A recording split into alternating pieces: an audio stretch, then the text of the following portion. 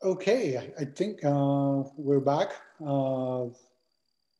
after the break. So let's actually get our first breakout panel. And then the topic of discussion we have is innovative curriculum, certification, and industry application. With us on the panel is Christopher Gopal, Judith Whipple, Margaret Kidd, and the panel will be moderated by Manoj, Babu. So Manoj, thank you. The floor is yours. Thank you, Nick. I appreciate it. Hi, everyone. Great to see everyone and meet virtually in this world, right? Hopefully it'll be in person soon. So I am really excited about this discussion, and it's something that strikes home to me. It's something that we at Marquette University really espouse and work towards. And I'm really interested to hear from great thought leaders like Christopher, Judith, and Margaret regarding a curriculum that's innovative and industry application as well, in addition to certification. So I mean, before we actually jump in and start, let's do a brief intro, especially for our panelists. So Chris Gopal, are you there? I certainly am. Hi, Chris. How are you? Well, thank you. Chris, I was wondering if you can do a brief intro on on what brought you here and maybe a brief background and an academic affiliation too would be great. Okay, I'll start with the academic affiliation. I work with Nick at USC, obviously, being a Trojan myself. But more to the point, I work with the University of California, San Diego, with their supply chain group and help develop curriculum, both for the school and for executive education. And on another footnote on the quasi-academic side, I've been serving as a member of the Defense Business Board at the Pentagon. And as part of that, I had to do some research on what makes the most sense in terms of curriculum to educate people to become great supply chain leaders and officers. So I'll try and bring some of that to the party, but basically about myself, I'm old, I'm semi-retired. I've had over 35 to 40 years experience in all things operation with Ernst & Young. I ran the supply chain group, Dell Computer, Unisys, and I've lived in pretty much every other country you can name, all in the name of supply chain. So I'm really pleased to have been invited here and to talk with you. Thank you, Chris. It's wonderful to have you, and I look forward to hearing your perspective. I'm sure it's something we can all take back and drive a lot of value from. Next up is Judith Whipple. Judith, or do you go by Judy? How do you like to be called, Judy? Judy's fine, either one. Okay. Most of the time, Judy. So I'm Judy Whipple. I am the Bauer Saxthal Endowed Professor of Logistics and Supply Chain Management at Michigan State University. I have been in the department since 2006, and I also am the faculty director of our Masters of Science in Supply Chain Management program. I teach in have taught in our undergrad, our MBA, our executive MBA, our MS, and our PhD program.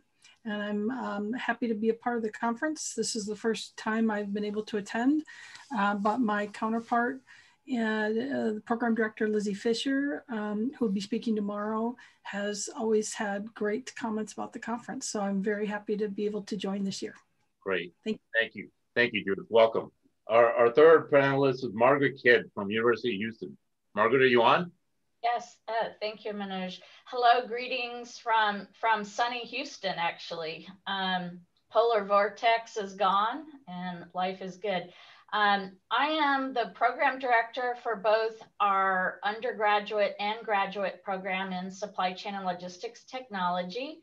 I've been at University of Houston for 5 years, and I took over leadership of the programs about 2.5 years ago.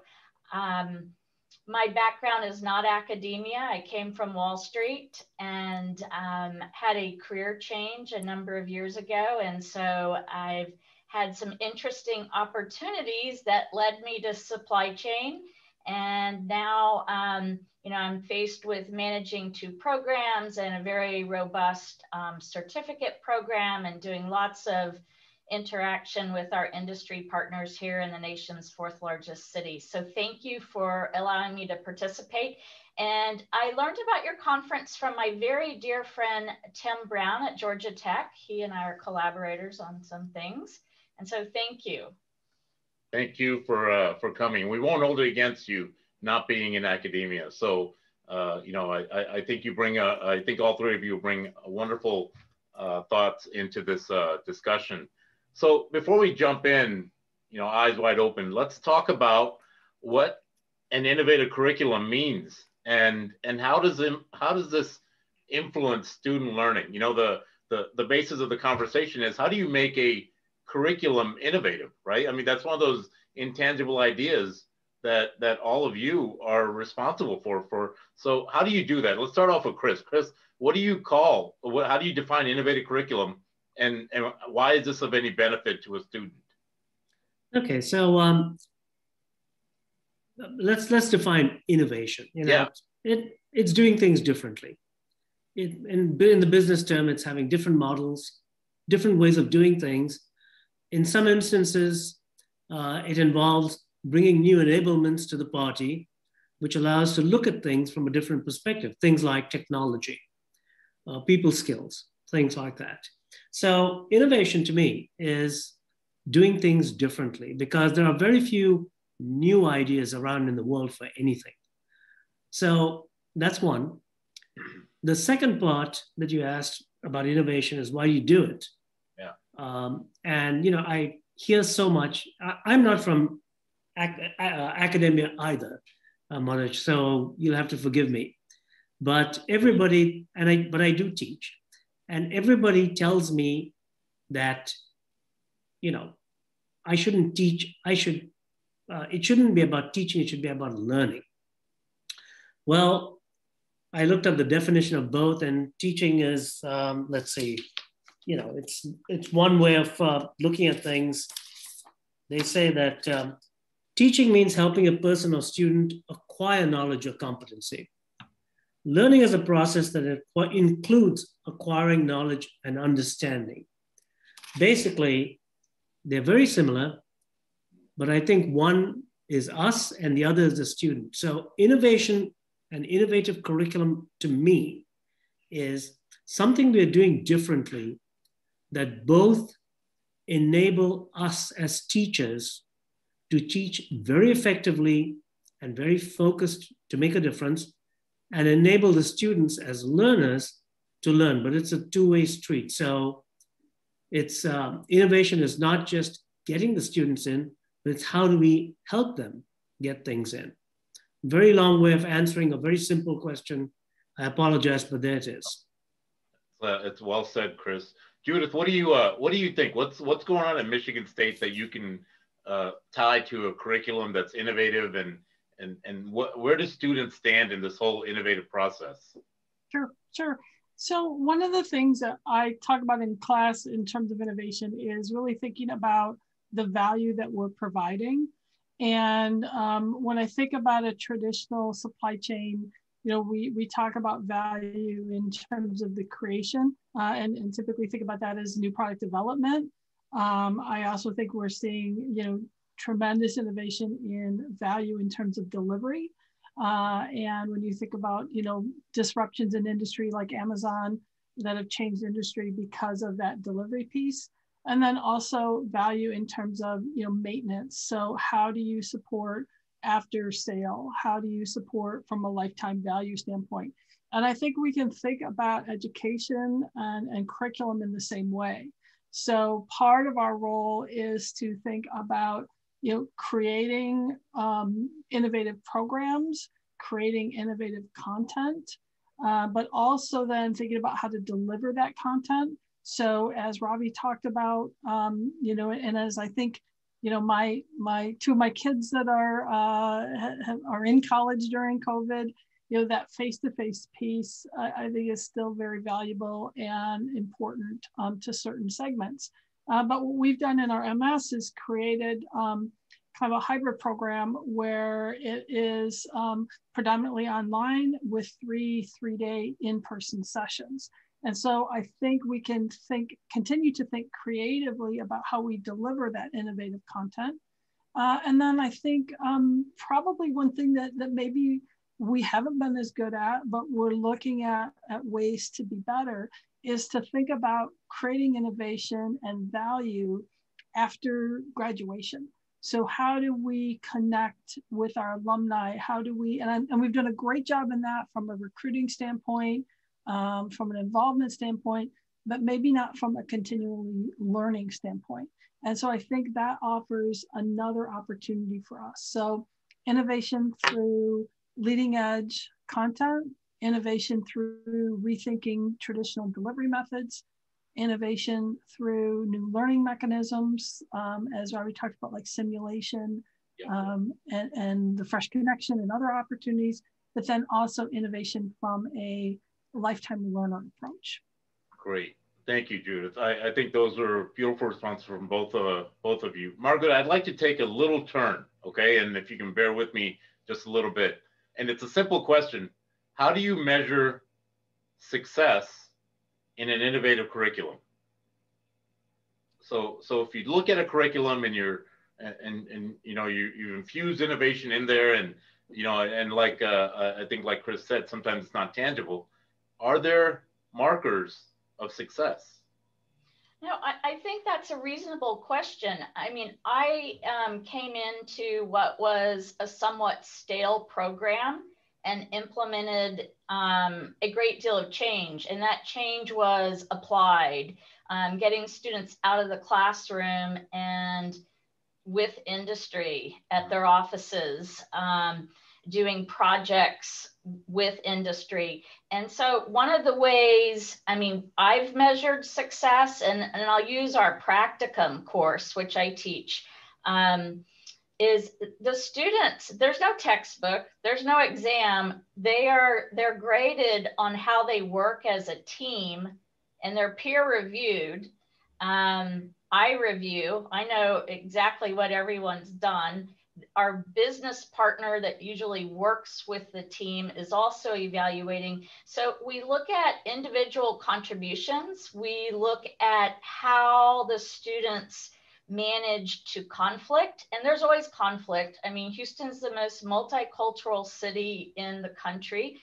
We have very diverse backgrounds. And many of our students work, some even have families. So, I mean, you have a lot of dynamics going on that you might not have at, say, University of Michigan or USC, but there are dynamics we have. And so we've got to use a variety of metrics, but I think having all these different stakeholders evaluate, including the students, really, it allows the students to take some ownership in the process also. Yeah, thank you, Margaret. I thought I saw Judith kind of cringe when you said University of Michigan. Yeah, those are some fighting words there. So, okay, so now that we've got that foundation of what innovation is and how that applies to curriculum, let's bring in the industry leaders. Let's bring in corporate America. Let's bring in that which we are building our students to go into, right? So how do you align this academic endeavor with industry needs? And I think this will set up the platform for when we start talking about certifications and industry resilience and how to build that into a supply chain. But how do you align the curriculum with what industry needs? And I'd like you to couch this with the change that's going on, right? I mean, obviously we're all in this pandemic world and we're trying to fight through it, but let's talk about alignment. Judith, you want to take that? How do you bring alignment into this? Sure. One of the things that we've done at MSU is we have created a supply chain council. So there are member firms that are part of that council, and we have roughly between 20 and 30 member firms. We bring them, or pre-COVID, brought them on campus twice a year. And as part of that on-campus experience, We are talking with them about curriculum. We are trying to understand, these companies are companies that do a lot of recruiting and hiring of our students. We're trying to understand what are our students doing successfully? Where are their weaknesses? How do we bring that back into the curriculum in the classroom? We also, intermittently are in, sort of constant conversation with those core companies. And we have a position, an individual who's our corporate student relations director, and he interfaces with the council, but he is also a liaison between students, faculty, and recruiting companies.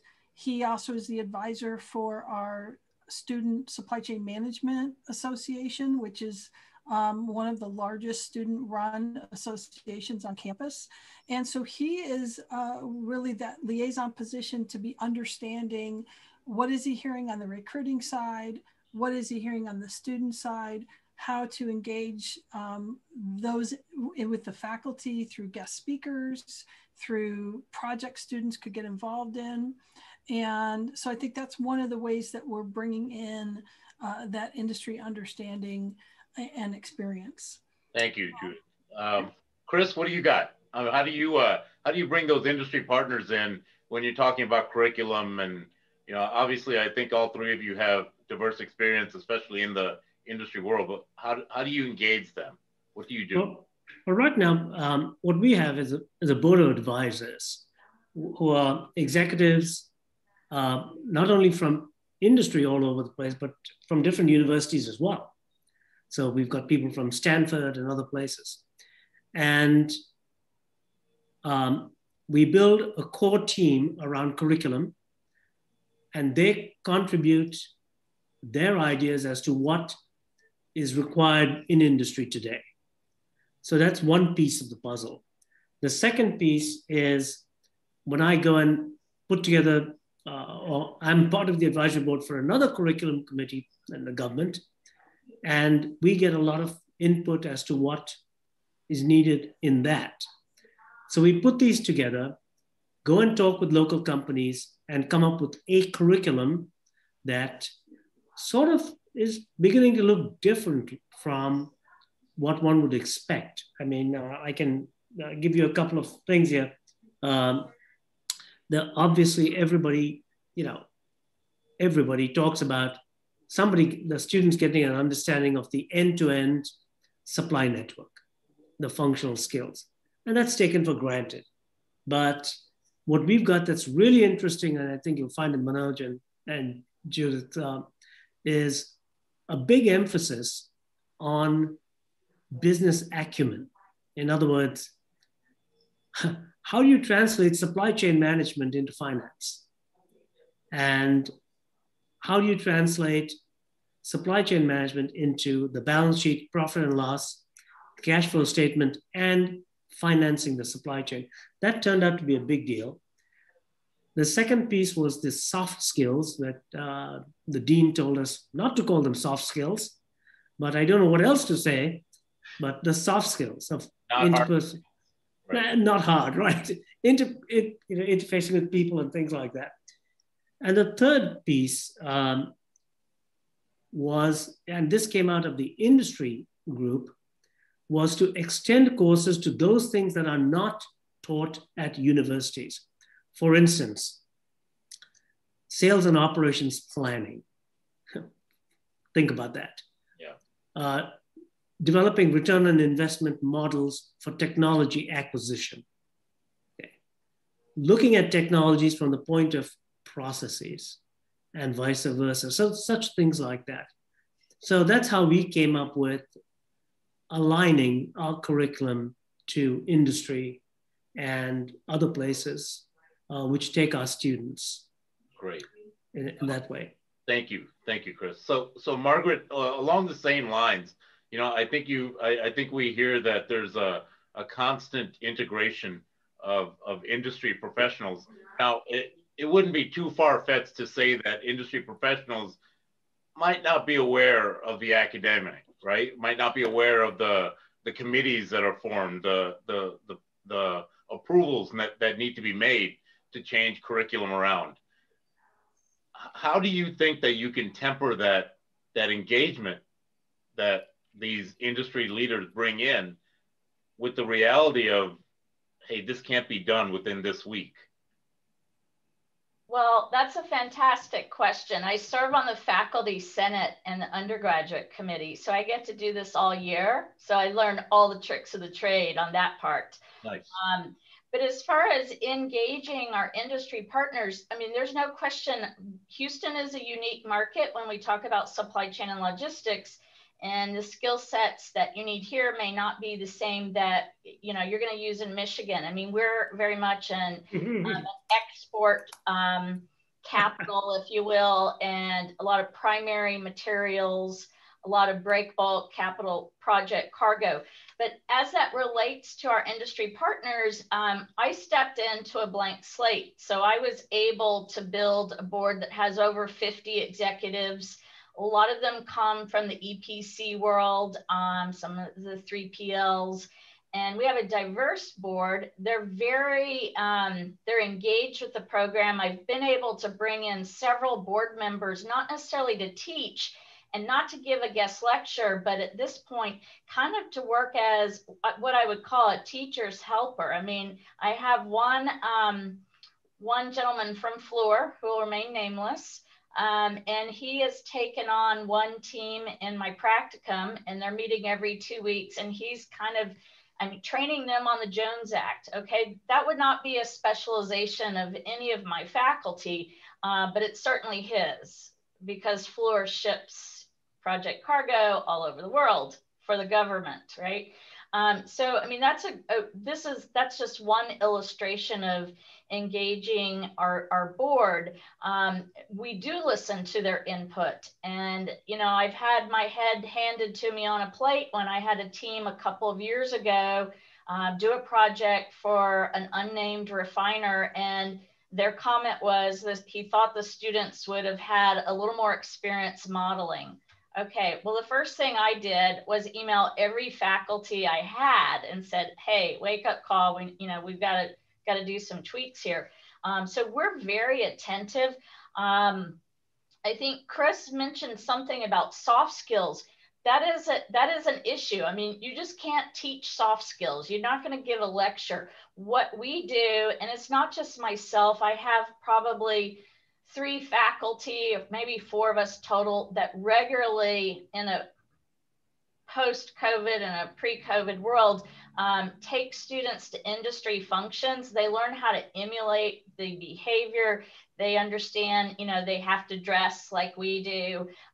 There's a certain protocol and how you shake hands and exchange business cards, et cetera. And that it's been like a living laboratory. So, and we collaborate with faculty from other schools in our city and bring students together as different universities and even community colleges interacting at industry events. And I think that really helps the students on their soft skills and starts bridging that topic of networking. Great, thank you. I think we can all agree that there's a definite need for that, you know, and Chris, I'm with you. I don't know what else to call it other than soft skills, but you know, that skill set that's intangible at times. Let's go on. Let's move over a little bit into professional supply chain organizations that you deal with directly with your affiliated academic institutions. What are they? Which ones are prominent? How do you bring students into that organization? I mean, I know it's easy to bring a professional and say, hey, here's a ISM, this is something good for you. But how do you convince a student who doesn't really know the difference between all these professional supply chain organizations and get them to see the value in this? Judith, what do you think? Sure. So, well, on our faculty, we have faculty that are very engaged with multiple organizations. I would say we have a strong presence at CSCMP, at ISM, at APICS, ASCM. before ASCM merged with AST&L work. So we've had a lot of involvement. Unfortunately, in where campus is located, many of those associations roundtables are not in East Lansing. They're in the Detroit area, the Grand Rapids area. So we have not probably engaged as other schools for students with those associations. In addition, as I mentioned, our Supply Chain Management Association, which is student-led, is an extremely active association. So they have, and they've continued this through COVID. They've just moved them from on campus to virtual. They have 2 meetings a month where there are 1 to 3 industry speakers. They run a career fair. They didn't get to do this, but they do 2 trips a year to go and visit companies. And so we've sort of taken that engagement with industry on internally. Of course, faculty do encourage students to look into the professional associations. And many of us might do tours or might go or speak at meetings from time to time, and we'll bring students along. The other thing that we've seen is, at least on the logistics side, there have been 2 associations, one called Awesome, one called WISE, which is being run through the University of Arkansas. And they're doing specific reaches out to students to host conferences for students in supply chain. And so we're also actively involved in those organizations. Great. Margaret, what's going on in Texas? Well, I liked something I just heard Judith say, and that's the power of a strong student organization. Our organization, which is called SIDO, the Student Supply Chain Industrial Distribution Organization, they were very agile. They pivoted on a dime when we moved to this COVID environment. And I mean, it's just been so impressive. They've been able to bring in speakers a couple of times a month. I mean, just earlier this week, we had someone from E&Y and his whole team. And I mean, the students stayed for what should have been a 40-minute presentation for an hour and a half. I mean, it was 8:30 at night before we were done. I even stayed for the presentation. So that has been really impactful, the students themselves. But locally, so we have the CSCMP Roundtable, which is a smaller organization here, but still a strong organization. Obviously, we have APICS and ISM. And I've brought the Chartered Institute of Logistics and Transport to Houston, which is one of the oldest professional organizations in the world, started in the UK by royal charter by King Edward V, right? And so imagine everywhere the British Empire was, there's roots. And so students have had access to a lot of really great content. And this, I guess, what I will go into when we get into certifications is also a pathway for some lifelong learning. Yeah, thank you, Margaret. Chris, what do you have that can add light to our students and various affiliations on the supply chain end? Well, just a couple of things. We have one of the senior people of ISM on our board of advisors. That helps a lot because he talks to the student body or the student groups, and we use a lot of ISM material as part of our non-lecture get-togethers.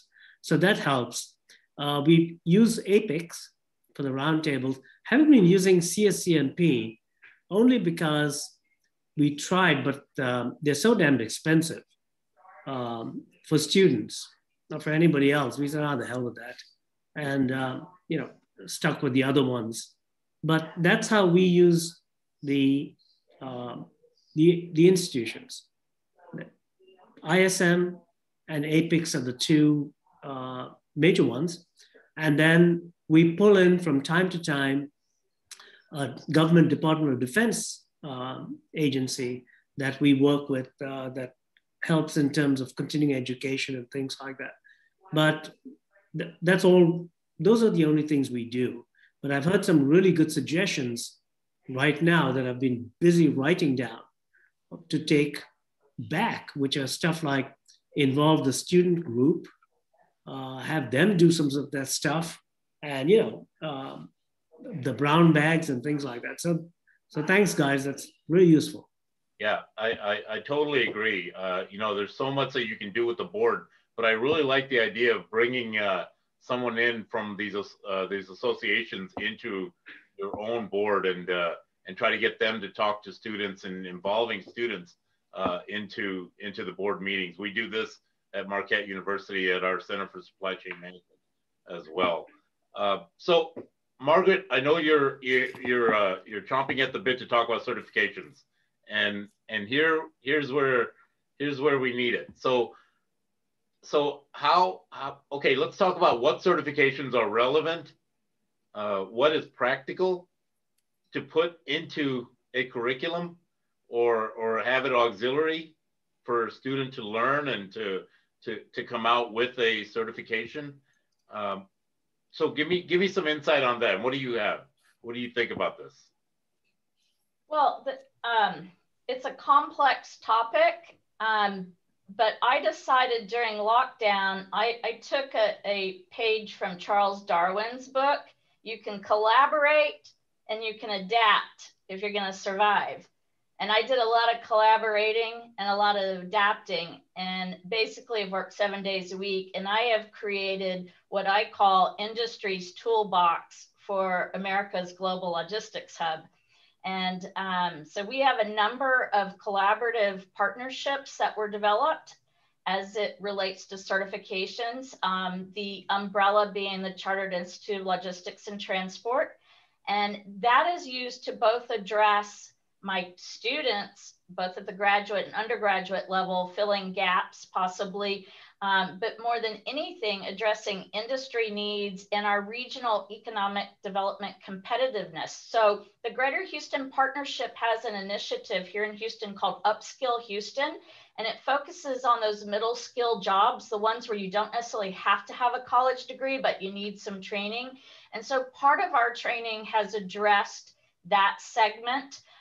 We've also used one of our level 1 certificates with the Chartered Institute to address high school students who are in the dual credit logistics curriculum. And that creates a pathway for them to get to the community college and then potentially to us, or at least have some skills to get out there and get a job when they graduate from high school. So we've approached it from every end possible.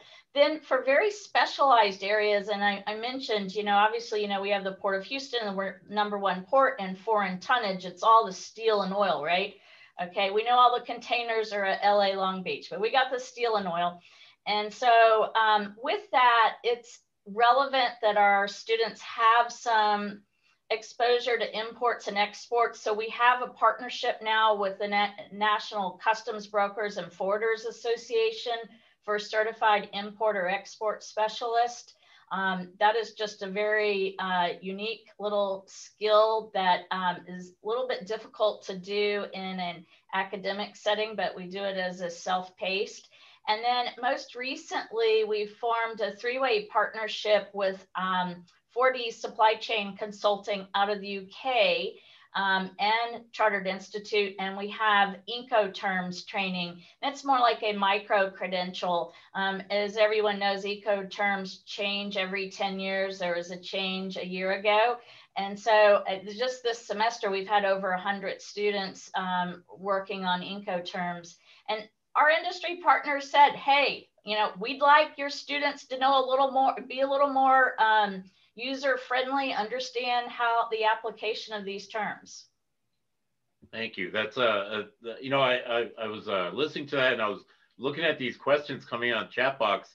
One really stuck out, and I'd like to go back into the industry affiliations.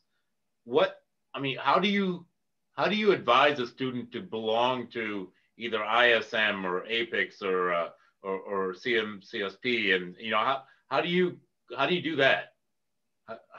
So Chris, or go ahead, sorry. What we're doing right now, and this is with the Chartered Institute, we're actually paying for it. And so we negotiated something like $20 a student. I don't even remember. It's kind of a complex formula. And, you know, we just said, look, we want you to sign up. I want to see your name on the email distribution list. And I think our serious students have done it. Some of the more average students have even done it. And we're just, we talk a lot about engaging with professional associations. And we had this incredible lecture earlier in the week with E&Y. And one of the young recruits at E&Y is like, it's not just your grades. I want to see what organizations you belong to, professional and campus. And so I think our students are starting to get that. That's great. Chris, you got something to add to it? I would, but I take myself off mute. Actually, no, I think what Margaret says is just absolutely spot on.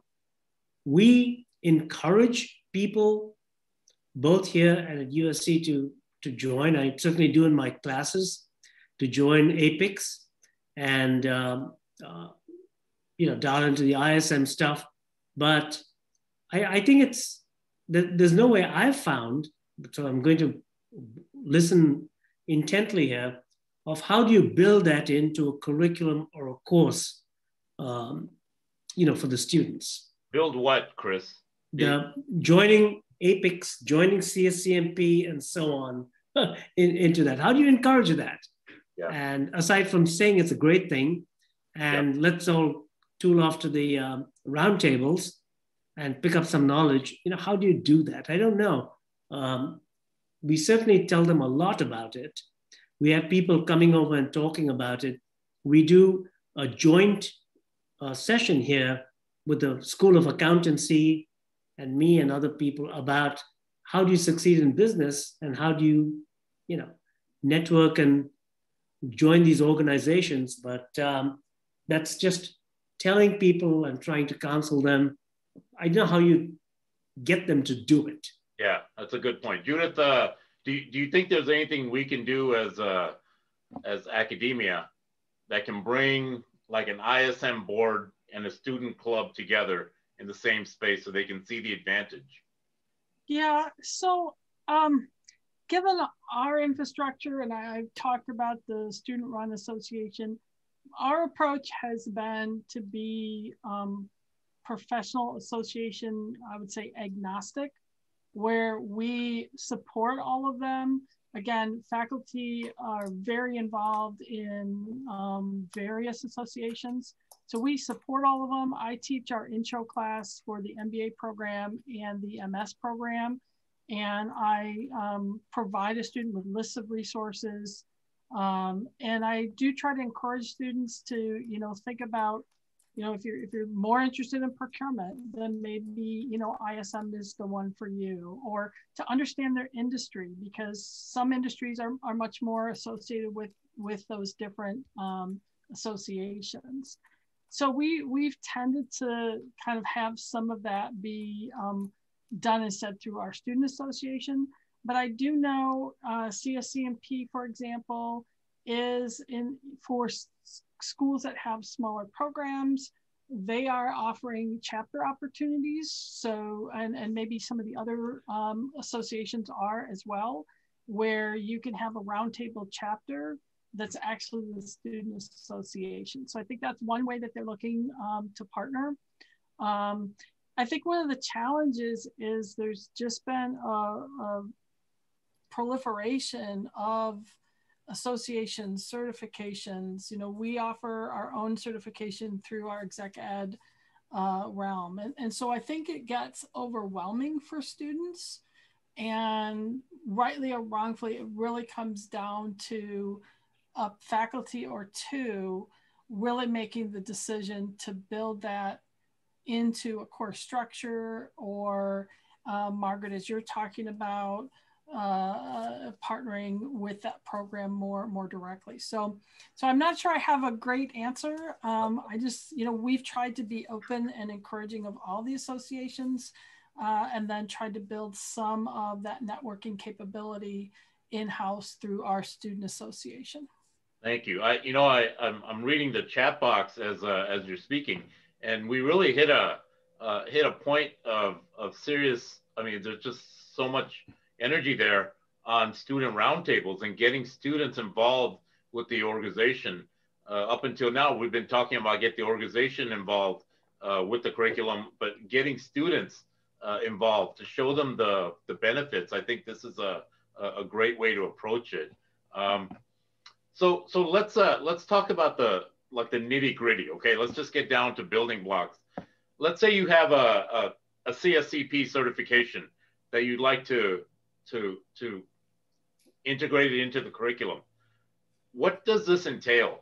Or am I just, where do you see some roadblocks coming in when you're talking about integrating a professional certification into a curriculum on an academic setting?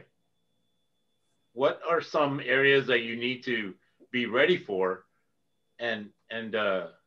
Well, is it doable? Is it a valid approach to put a professional certification into an existing curriculum? Chris, what do you think? I would certainly love to do that. One of the issues that we have, and that's highlighted in the chat box here, is, all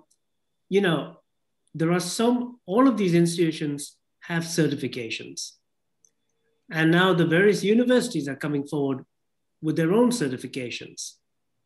And so to have a certification pulled into a curriculum by a university that's having a certification that's probably similar in some concept ways is tough. I haven't cracked that nut yet. So I'd be willing and love to hear other people's thoughts on this. Yeah, there's definitely a lot of information flying in the chat box, but let's keep up the conversation. Margaret, what do you do in Houston? Do you actually bring in professional certification into the curriculum? I mean, it seems like there are some organizations that will not allow that to happen. Yeah, so this is a complex question. So I revamped our certificate program this last year. And we had just 3 courses on the books. They weren't accredited by anyone. And I felt like we needed to have a major organization, working with us on that. I mean, as far as bring it into the curriculum, so formally, let's just use procurement as an example. So if I wanted to, in our procurement class, wanted to include, say, a Chartered Institute of Logistics procurement certification, I would need to submit a proposal to the faculty senate. First, it'd have to go through the college, then the faculty senate, then, there'd be some debate.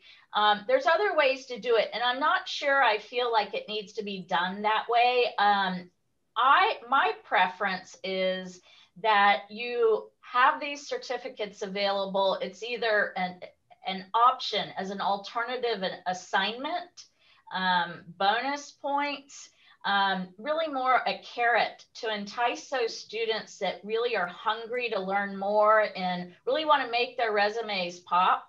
And our students in general, what I'm seeing is it's the better students that are really reaching to do these extra activities, and those are the ones that are engaging. So I think it's tricky to try to force it into the curriculum, because then you have issues of equity, and not everyone is going to want to pay several $100s, and you certainly can't ask folks to pay $1,400 for a course on top of their tuition at my university. Yeah, we haven't even tackled the idea of cost yet, and maybe that could be a different conversation, because I think that will dominate a lot of it. Who pays for it? Does the industry partner pay for it? Do we? Does a student? I mean, these are questions that come up often.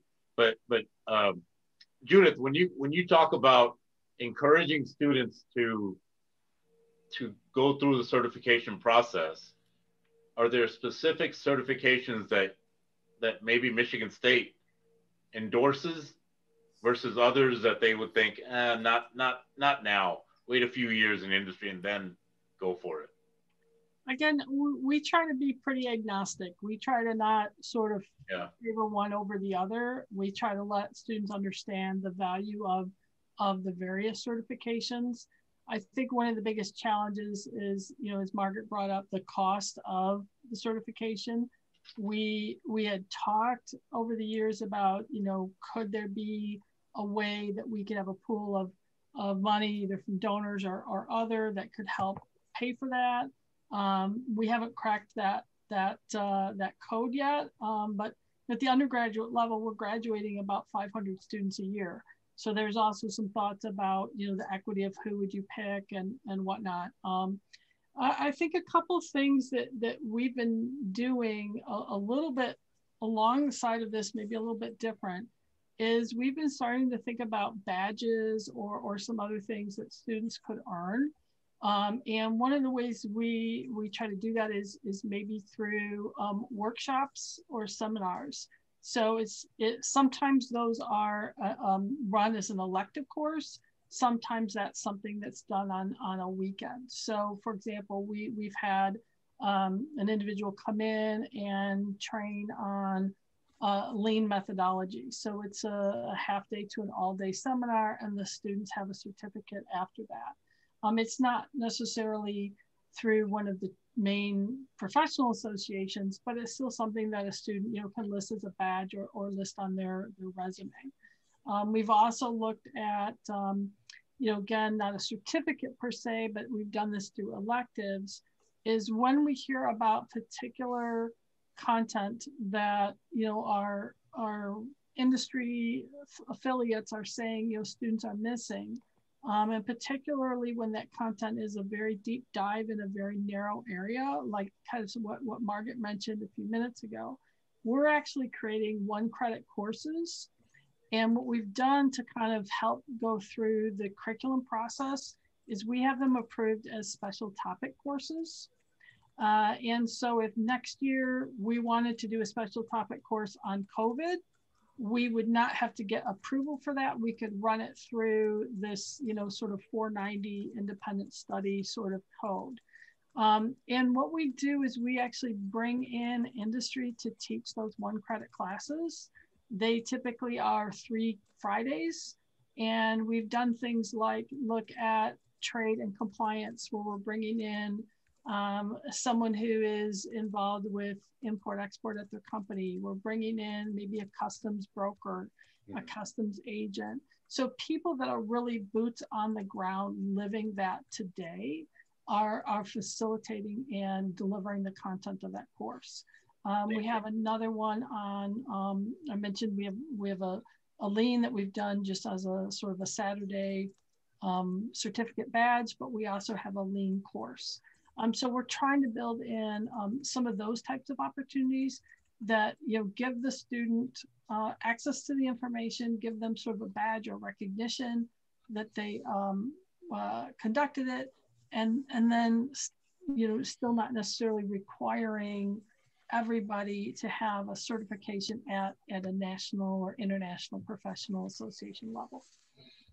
Thank you, Judith. You know, I'm watching these chats go through it. There's just amazing questions, but there's one that kind of stood out, and it's from Dave Mellenfent, and he says, you know, should students get certifications instead of a degree? Now I know that this strikes, it's a soft spot for a lot of people, especially in academia, right? The idea that certifications can take the place of a full degree. I've talked to industry leaders that have similar ideas and views on this. What do you think?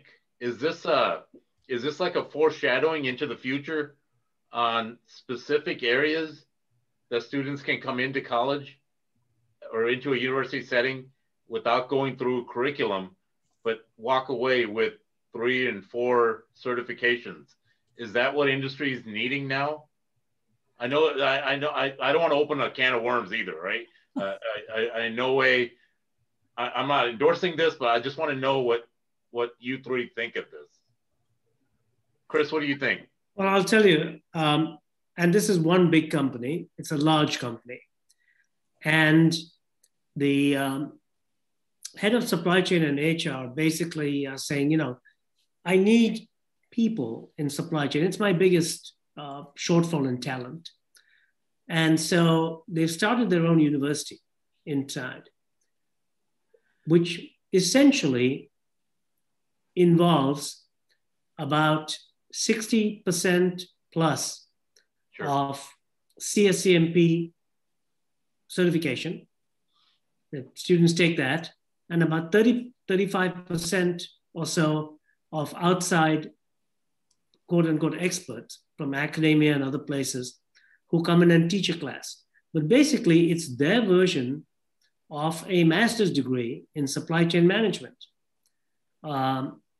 And you get a certificate at the end saying, so-and-so company, you know, you have this master's certificate in supply chain management. So that's already being thought of and done by some companies. Yeah. I'm not sure how this would fly inside a university, but, you know, I'd be happy to hear something. Yeah, I totally agree with you, Chris. When I worked at Chrysler, Daimler Chrysler, we had Daimler Chrysler University, and they had their own logistics certificate, which people would sit through and get certified. And you know, I think, and I don't know, but we were taught by professionals.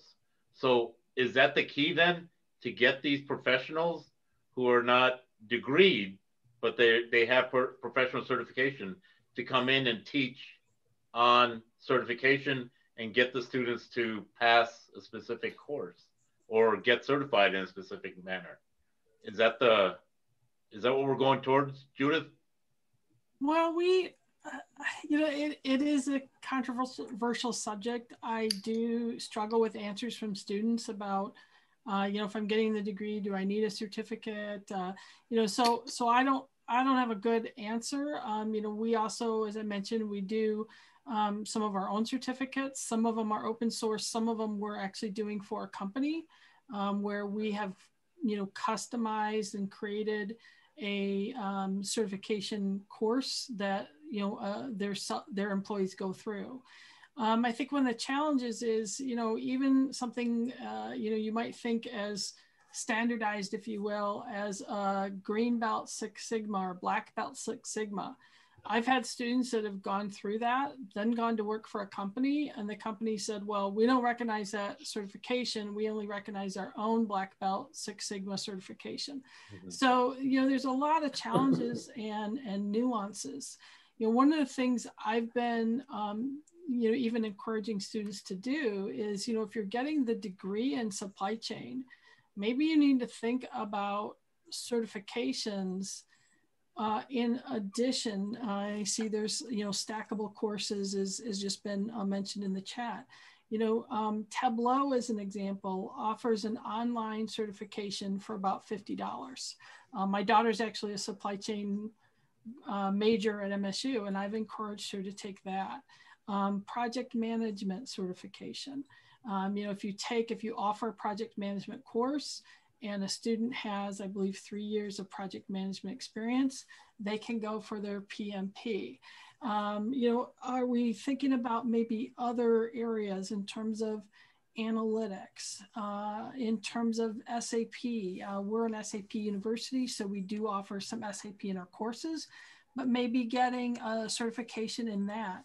So I think it makes it even more challenging because you start thinking about other things. But, you know, maybe with the degree, we think of other complementary skills that students need, not just necessarily on supply chain content, but maybe on tools and maybe on some of those soft skills. They're certified in negotiation, you know, that can really build a well-rounded person targeted towards what their career goals are and targeted towards where they already have strengths or where they need to improve on by offering them that sort of portfolio of options.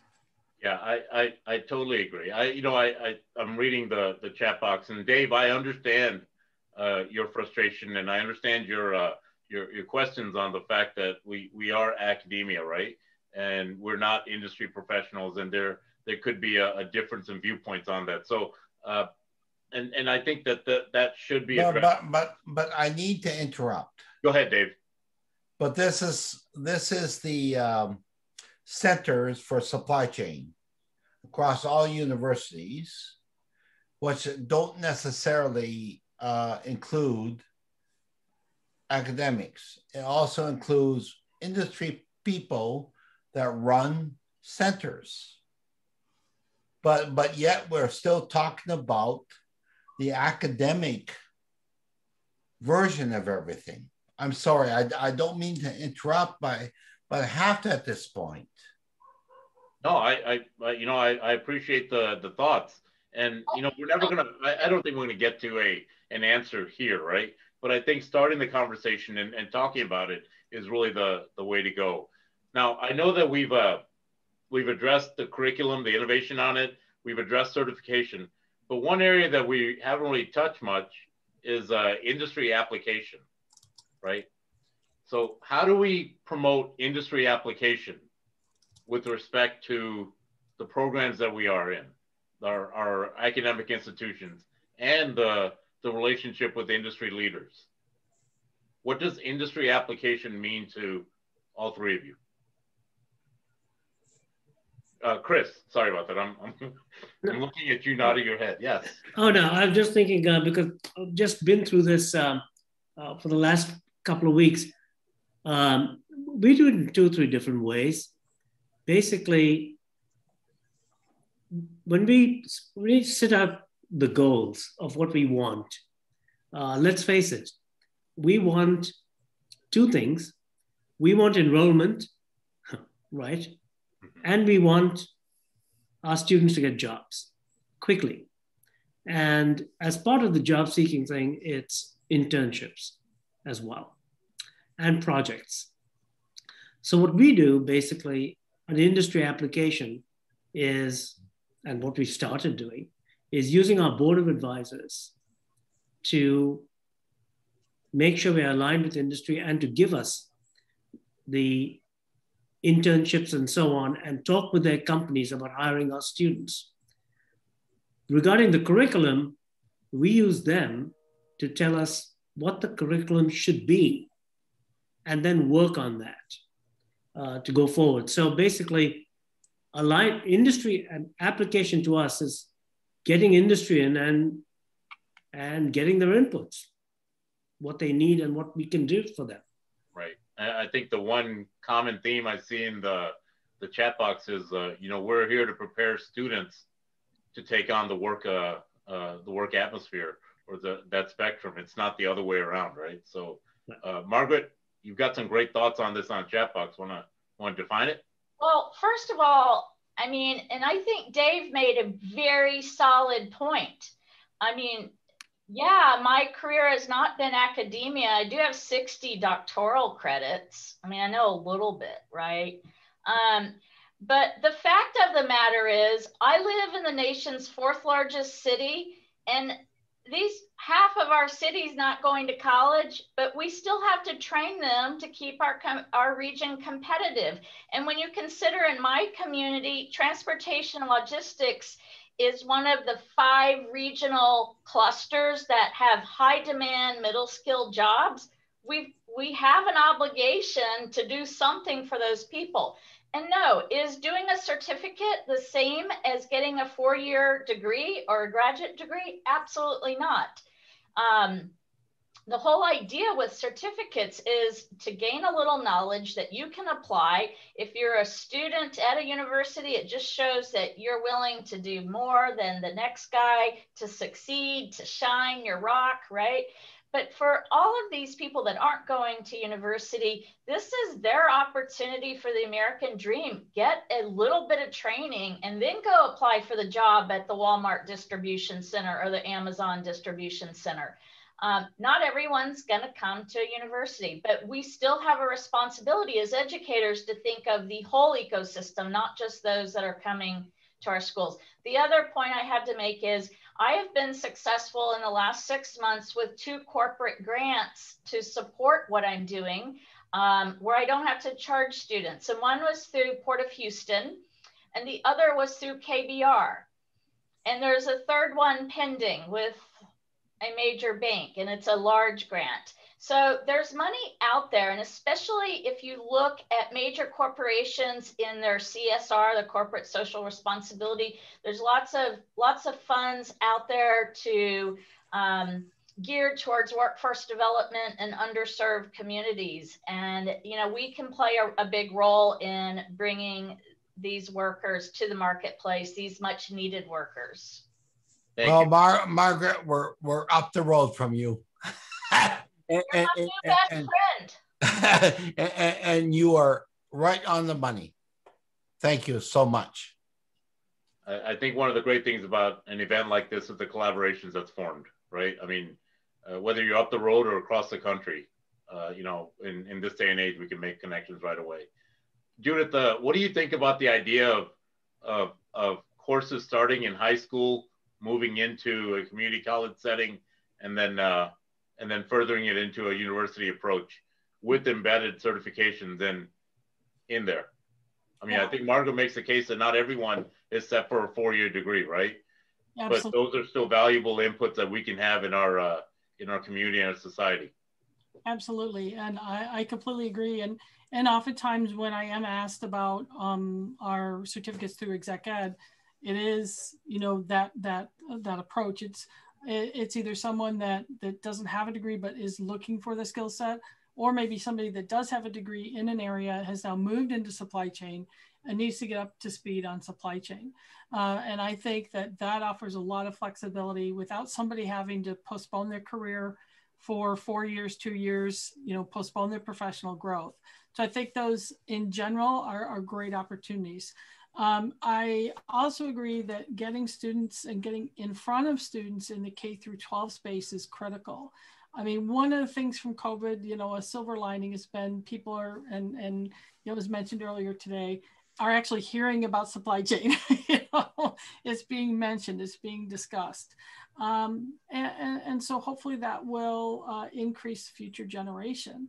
But I would say that we're still relatively unrecognized. We're all in supply chain. You've all been in that, in line getting onto a plane and somebody says, what do you do? And you say, should I give them the short version or do I want to have a long conversation and explain what supply chain is? So I think there's a lot of opportunities for us to get involved in the K through 12 space. I actually worked with a group through APEX, ASCM, where we created exercises that could be done in a classroom from kindergarten through high school. Something as simple as a lemonade game to flying paper airplanes, et cetera. So I think there are some ways that we can engage in that K through 12 space, also engage in the community college space. Again, I think one of the challenges, the opportunities and challenges, I think an opportunity is engaging it through STEM. And we called our program that I worked on with APEX, the business side of STEM, where, that's supply chain is really that business side of STEM. So I think there's a lot of opportunities to expand that. I think the challenge, again, is a resource constraint, a relationship constraint. You have to build a relationship with that teacher that wants you to come in year after year. And if you or they change, it's rebuilding that. And so I think maybe as either a group or through associations, we could think about some other ways to codify how we can create that agreement with the K through 12 and community college piece. Great, thank you. Before we round off the discussion and we leave, I'd like to talk about communication lines and specifically communication lines between industry leaders and academia, right? I know that, sometimes thoughts and ideas get all diluted when it goes through several different layers of communication. So what can we do as professionals, as academia, and even in the workforce itself? How do we increase the efficiency of communication between academia and industry? what is that? What's that line of communication? And I know all of us have boards or advisory groups or whatever that case may be. And if you can relate it with that, that'd be great. Is that really the only medium there? Is there another medium, or how do we strengthen that medium? Margaret, I think you have a pretty prolific advisory board, don't you? Right, and I'm going to insult everyone on this call, but it's not intentional. I don't know you, so don't take it as an insult. But we got a chat box. We can just type in what we want. Right.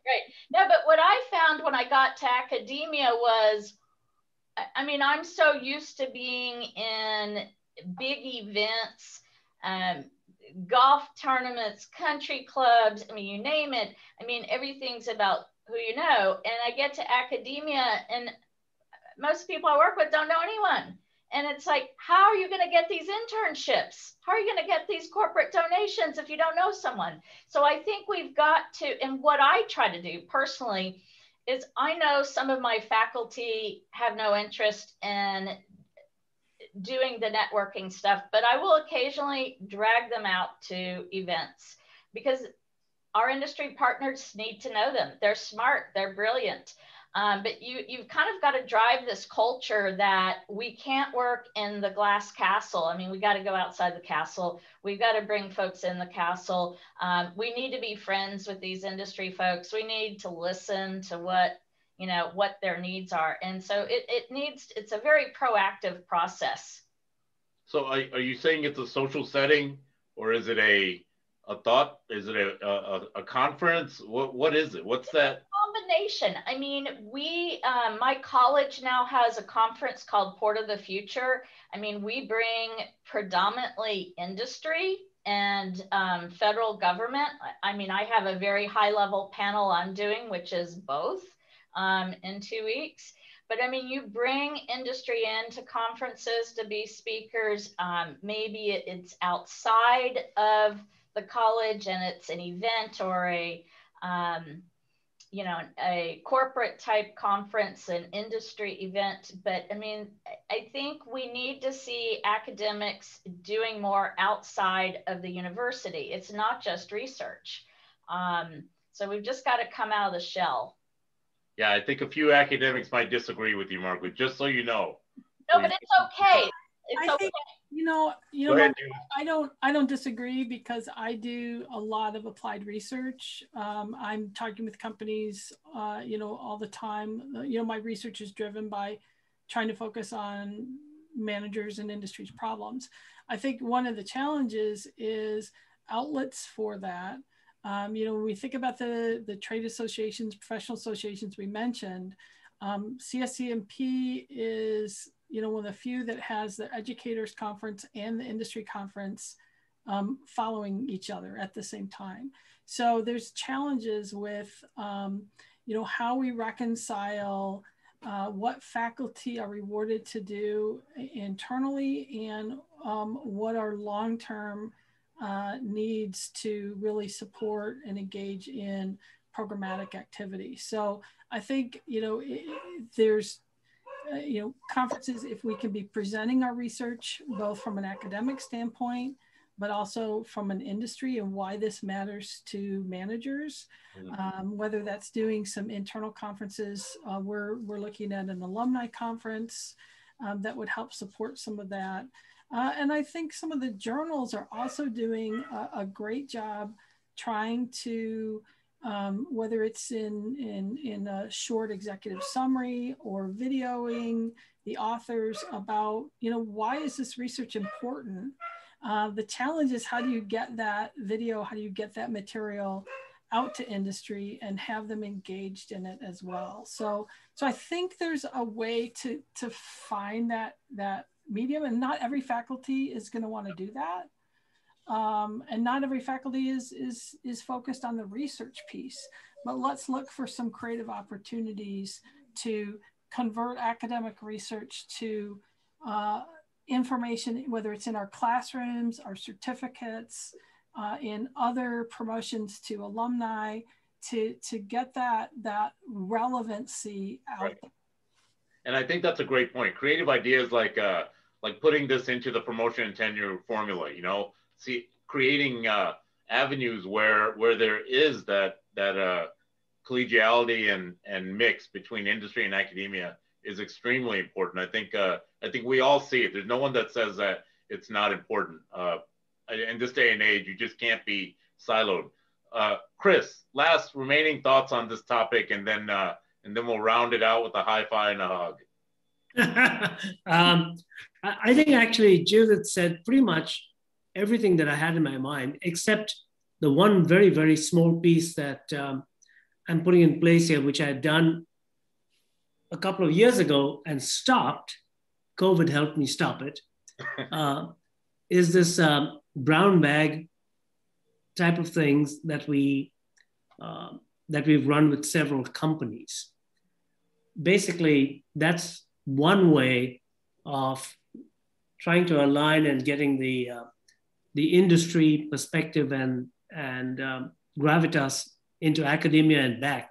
But as I saw in one of the chat things, we have to get around one piece of one obstacle, if you like, and that is much of the academic research that we're trying to put out.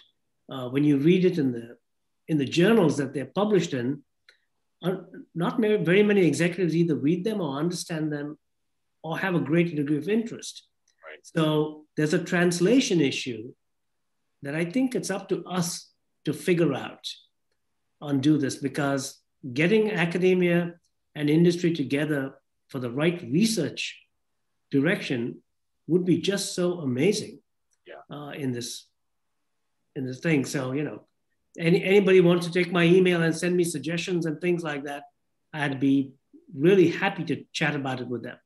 Chris, that's a great point. You know, one of the things that our faculty do at Marquette is integrating class time with the corporate or the industry leaders, having them come in and present to the class. And that builds up, I mean, it just breaks down all sorts of walls and builds up a great, you know, just a collegiality. And I think that's something that should be duplicated in a lot of places.